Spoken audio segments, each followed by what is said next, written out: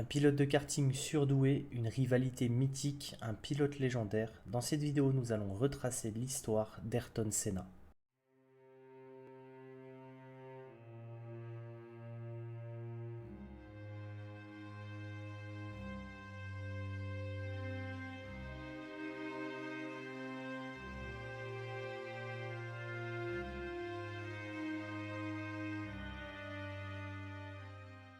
C'est en 1960 que Ayrton Senna voit le jour.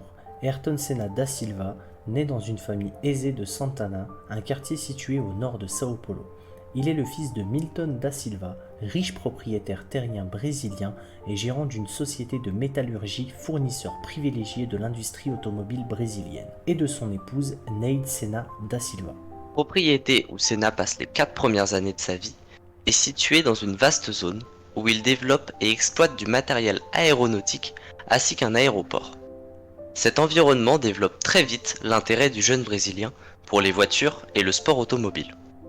Très sportif, Senna excelle en gymnastique, mais rencontre des problèmes de coordination motrice qui poussent ses parents à lui faire passer, à 4 ans, un électroencéphalogramme, lequel ne révèle aucun problème.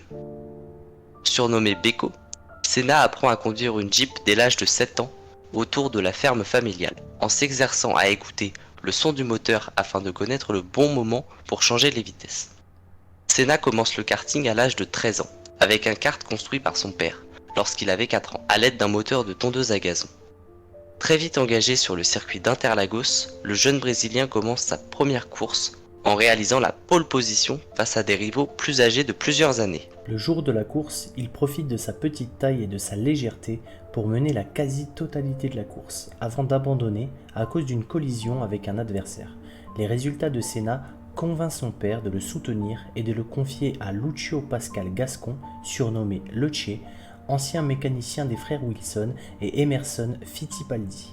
Très vite, il façonne son talent et l'initie à la mécanique de précision. Sur le circuit, sa trajectoire était calculée au millimètre près avec la volonté de gagner des dixièmes. Il a réinventé l'art de piloter un kart. Les résultats sont immédiats.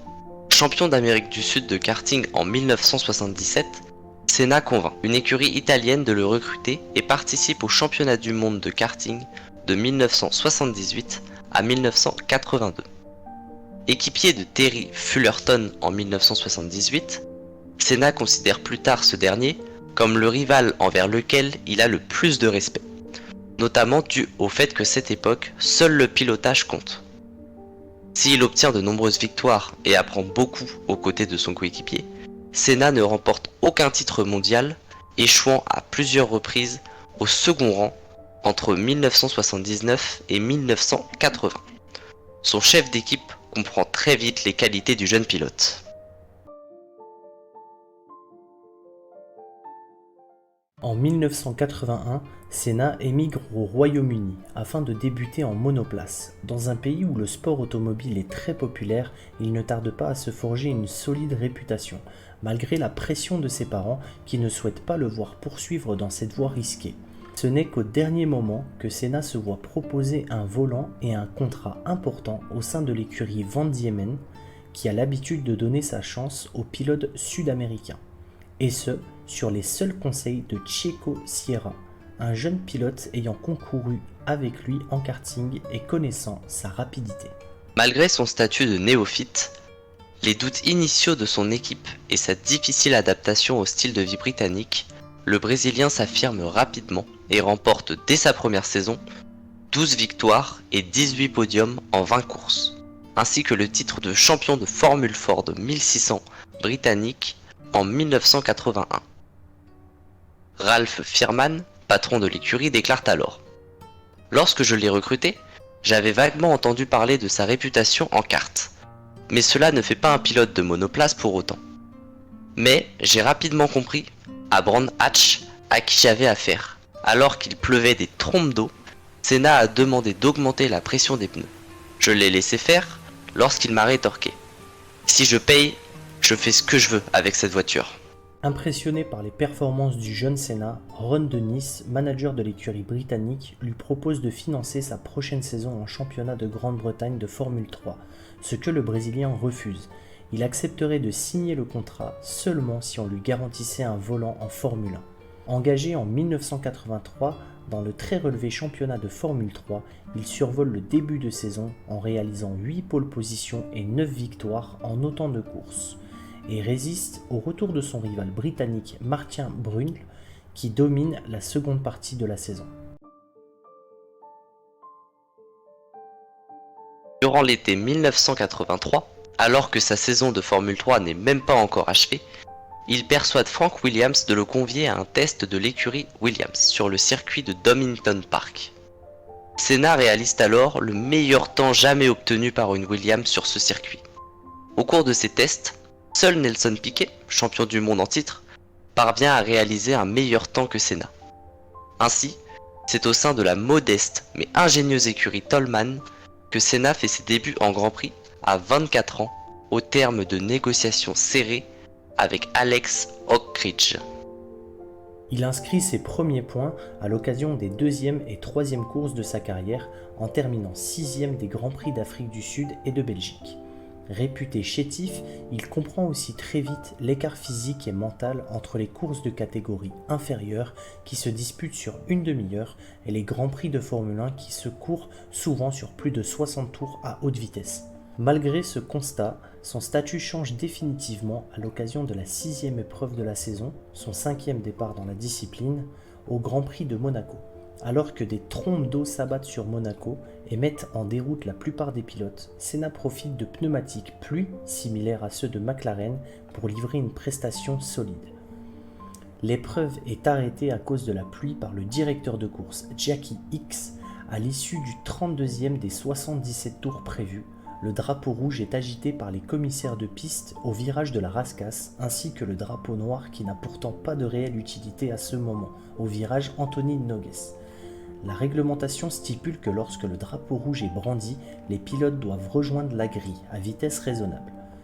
Alain Prost, alors en tête de la course, se conforme au règlement et arrête sa monoplace juste devant la ligne de départ, au niveau du commissaire brandissant le drapeau rouge et le drapeau à damier, signifiant que la course est arrivée à son terme et qu'il n'y aura pas de seconde manche. Senna, qui effectue une spectaculaire remontée et a repris près de 25 secondes aux Français en une dizaine de tours, refuse d'obtempérer aux ordres des commissaires de course et n'arrête pas sa monoplace devant les drapeaux. Ce faisant, il franchit le premier la ligne d'arrivée, mais en contrevenant à la réglementation, la course était interrompue. Il échappe finalement à la disqualification et est classé deuxième de la course.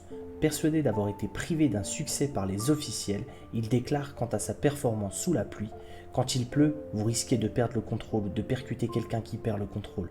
Mais si vous sentez que vous dominez la situation, alors vous agissez sur les événements au lieu de les subir. » 2 semaines plus tard, le Brésilien confirme son exceptionnelle aptitude à piloter sur piste mouillée en remportant le 21 avril 1985, sous un déluge, le premier Grand Prix de sa carrière au Portugal, à Estoril. Auteur la veille de sa première pole position, le Brésilien survole la course en établissant le meilleur tour et en reléguant son dauphin, l'Italien Alboreto, à plus d'1 minute. Ces 3 succès constituent le premier hat-trick de sa carrière. Cependant, la puissance du moteur ne garantit pas sa fiabilité en course, ce que Senna et son coéquipier constatent régulièrement. En effet, les 7 abandons consécutifs du Brésilien entre son succès portugais et le Grand Prix d'Allemagne 1985 conduisent les ingénieurs et Senna à travailler d'arrache-pied pour permettre aux monoplaces de trouver un meilleur rythme de course. En 1988, Ayrton Senna rejoint l'écurie McLaren. C'est le début de changements importants qui vont mener à la cohabitation des moteurs turbocompressés équipant McLaren, Lotus et Ferrari. Senna commence idéalement la saison en réalisant la 17e pole position de sa carrière pour son Grand Prix national, mais son week-end se termine en déception. Sa monoplace ayant été jugée non conforme avant le début de la course, il doit s'élancer des stands et entreprendre une remontée de la dernière à la 3e place avant d'être disqualifié, tandis que Prost remporte l'épreuve. Les semaines suivantes, le Brésilien enchaîne les grandes prestations et prouve avec son coéquipier que la McLaren MP4 est la monoplace la plus redoutable du plateau. Il réalise 2 semaines plus tard, le 14 mai, une performance mémorable en qualification à Monaco où il tourne près d'1,5 seconde plus vite que son coéquipier qui l'accompagne en première ligne.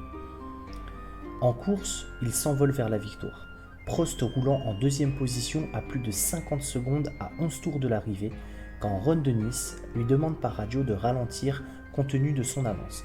Déconcentré ou légèrement relâché, il commet une erreur à la sortie du virage du portier et encastre sa MP4. Prost l'emporte. Il s'agit du seul trou dans la série record de victoires de Senna en principauté. 1987, 1989, 1990, 1991, 1992 et 1993. Senna s'impose au Canada où il réalise le second hat-trick de sa carrière, ainsi qu'à Détroit, toujours devant Prost. Il affiche une entente cordiale et une belle complémentarité avec Alain Prost, qui a fait le jeu chez McLaren. Même si Senna est plus efficace pour la vitesse pure, le Français compense par une régularité et une intelligence tactique sans égale, en conditions de course. 4 victoires pour 3 places de dauphin et aucun abandon. Le premier tournant du championnat survient durant l'été quand Senna exerce une domination sans partage et remporte 4 courses à Silverstone, où Prost abandonne pour la première fois de la saison, sur le Hungaroring et à Spa-Francorchamps. Il y devance à chaque fois Prost. Ces résultats lui permettent de reprendre la tête du championnat du monde avec 3 points d'avance sur son coéquipier. Cette rivalité tend peu à peu les relations entre les deux hommes, sans autre concurrence qu'eux-mêmes, qui se reprochent un manque de fair-play dans certaines situations de course, et si la loyauté semble exister encore, elle reste de façade. Preuve des nouvelles tensions, en août, les rivaux déclarent leur session d'essai privée sur le circuit de Silverstone du nouveau moteur Honda atmosphérique en vue de la saison prochaine. Bien qu'il compte moins de points que son rival français, il remporte avec 8 victoires et 3 deuxièmes places contre 7 victoires et 4 deuxièmes places son premier titre mondial. Avec 13 réalisations, le Brésilien bat le record de pole position en une saison détenu précédemment par Ronnie Peterson en 1973, Niki Lauda en 1974 et 1975 et Nelson Piquet en 1984 avec 9 unités, tandis que McLaren remporte 15 des 16 courses de la saison et réalise un record de 10 doublés. La lutte pour le titre, les doutes de fin de saison, ainsi qu'un incident au Portugal où Senna a tassé Prost contre le mur afin de l'empêcher de prendre le commandement, finissent de ternir les relations entre les deux pilotes. Il était inévitable qu'ils ne deviennent pas les meilleurs amis, mais malgré la tension dans ce duel, la cohésion d'équipe n'a jamais implosé.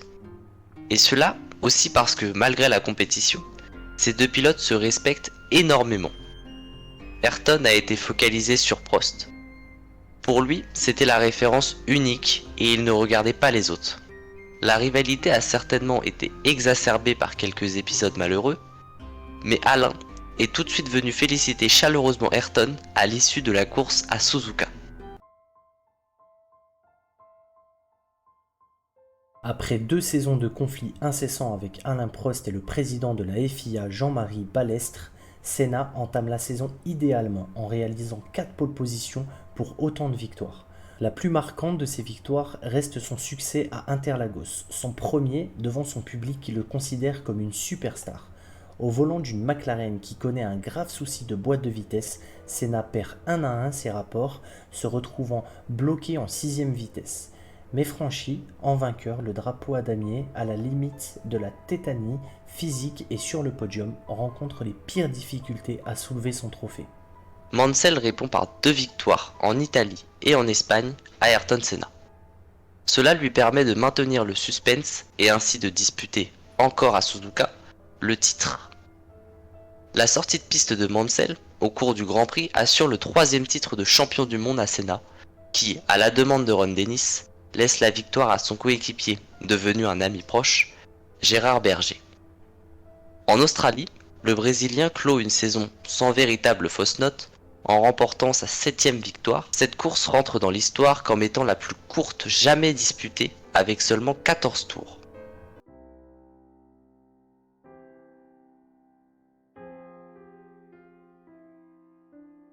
À 31 ans, le triple champion du monde se rend au Grand Prix de Saint-Marin sur le circuit d'Imola en Italie, 3e Grand Prix de la saison, les 29 et 30 avril, et le 1er mai 1994 où il réalise sa 65e pole position.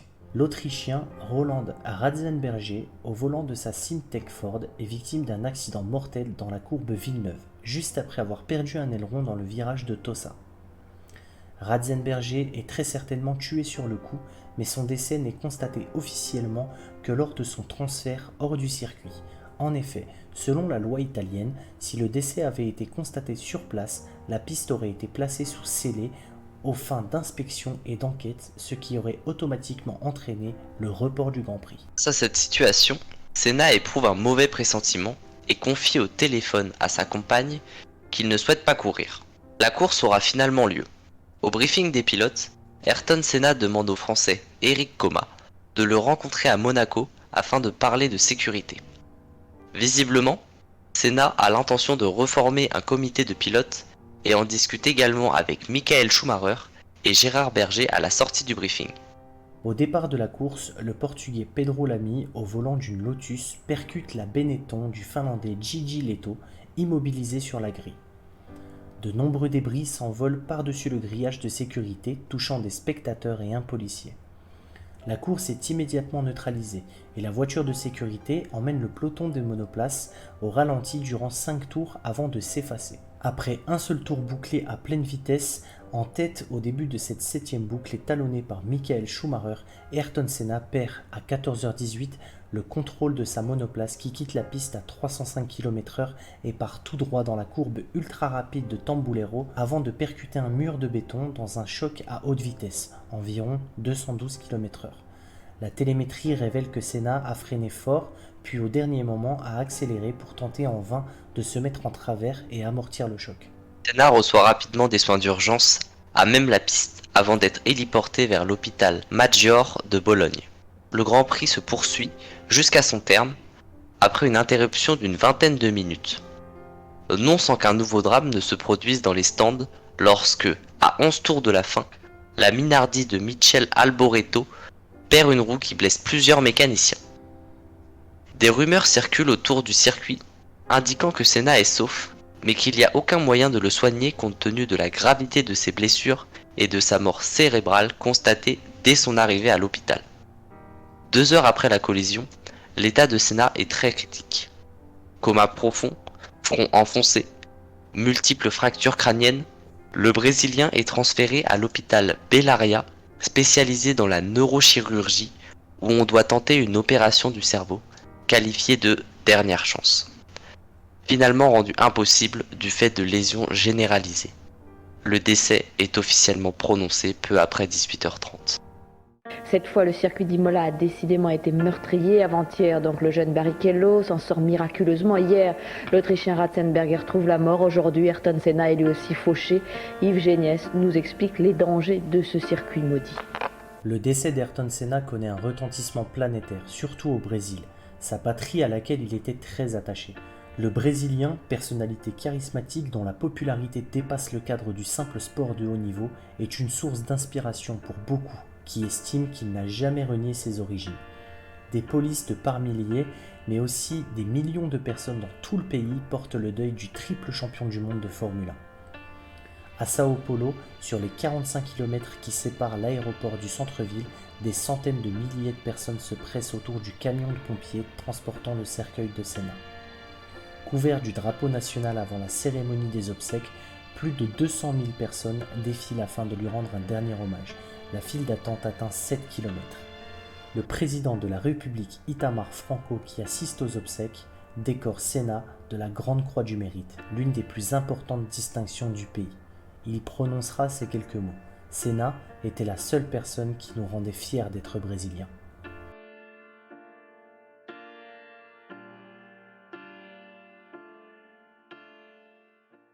Vous l'aurez donc compris, Ayrton Senna a marqué l'histoire de la Formule 1. Aujourd'hui encore en 2023, il reste dans la tête et le cœur de tous les fans de Formule 1.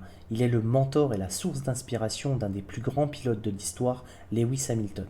Chaque Grand Prix à Imola reste particulier pour les pilotes et un lieu de recueillement pour les fans de Ayrton Senna. Malgré une fin tragique, il a marqué de son empreinte certains records encore inégalés aujourd'hui. Effectivement, par exemple, il détient le record de 15 pole positions sur 16 courses, ce qui fait un ratio de 93%. Senna signe 13 pole positions entre 1988 et 1989. Ou encore ses 6 victoires à Monaco, dont 5 consécutives entre 1989 et 1993 en seulement 10 participations. Il détient aussi le record du nombre de victoires pour l'écurie McLaren, 35 victoires pour 46 pôles. Merci à tous d'avoir regardé cette vidéo, n'hésitez pas à me dire en commentaire ce que vous en avez pensé ou simplement si vous avez des idées de pilotes sur lesquels on pourrait retracer l'histoire, n'hésitez pas à nous le dire, ça nous ferait extrêmement plaisir. Moi je vous dis à bientôt pour de nouvelles vidéos, c'était Malo, ciao ciao.